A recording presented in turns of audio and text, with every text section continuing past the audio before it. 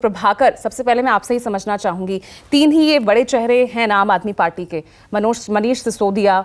संजय सिंह, अरविंद केजरीवाल, और इनमें से दो ऑलरेडी जेल में हैं। एक तरफ कल जिस तरह से सुप्रीम कोर्ट का वर्डिक्ट आया है, जिस तरह से जमानत याचिका खारिज कर दी गई है, और ज्यादा बड़े सवाल यहां आम आदमी पार्टी पर खड़े हो रहे हैं और ज्यादा घिरती नजर आ रही है। और उसके बाद अब केजरीवाल को सम्मन जाना, क्या होगा अब आगे?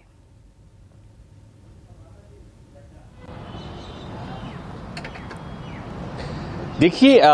ये तो होना ही था।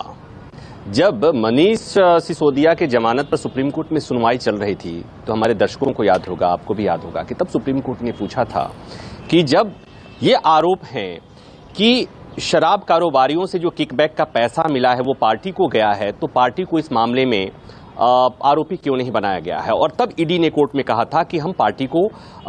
आम आदमी पार्टी को भी इस मामले में आरोपी बनाने पर विचार कर रहे हैं।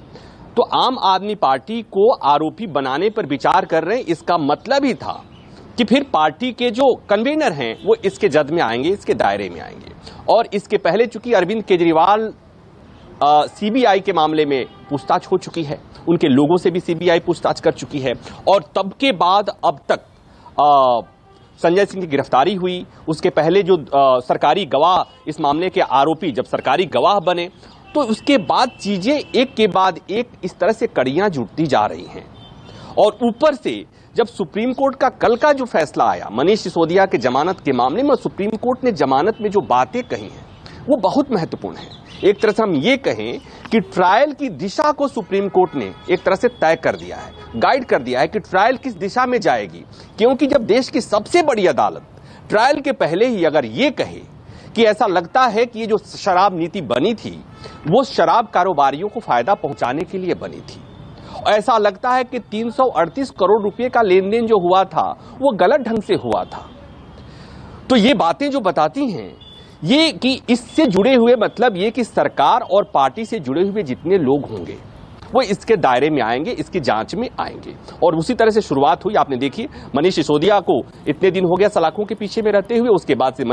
संजय सिंह की गिरफ्तारी हुई। और ठीक वही बातें, जो बातें मनीष सिसोदिया में जांच एजेंसियां कह रही थी, जांच एजेंसी कोर्ट में सुनवाई के दौरान कह रही थी, वही बात अब संजय सिंह के मामले में कही जा रही है।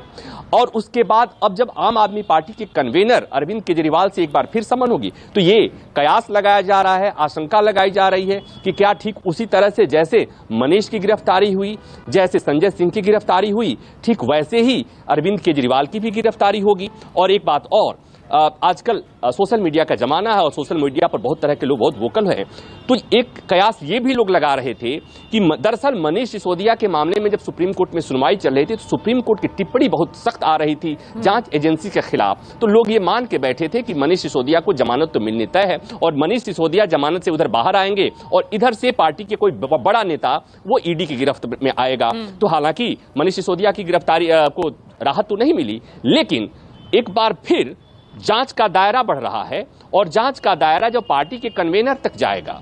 जाहिर सी बात है कि पार्टी में, और ये बात मुझे जो समझ में आ रही है कि कल की टिप्पणी के बाद, कल के फैसले के बाद, कल का जो फैसला है ये अरविंद केजरीवाल को समन जाना कल के फैसले के तत्काल बाद की घटना है ये। और जैसे ही अरविंद केजरीवाल से पूछताछ होगी उसके बाद ये जांच का दायरा कुछ और बढ़ेगा। और यहीं पर ये विराम, मुझे नहीं लगता है कि मनीष सिसोदिया, माफ कीजिएगा, अरविंद केजरीवाल पर ही जाकर के विराम लगने वाला है। इसके अलावा भी अगर पार्टी के कुछ और नेता इसके जद में आए तो किसी को आश्चर्य नहीं होना चाहिए, क्योंकि इसमें,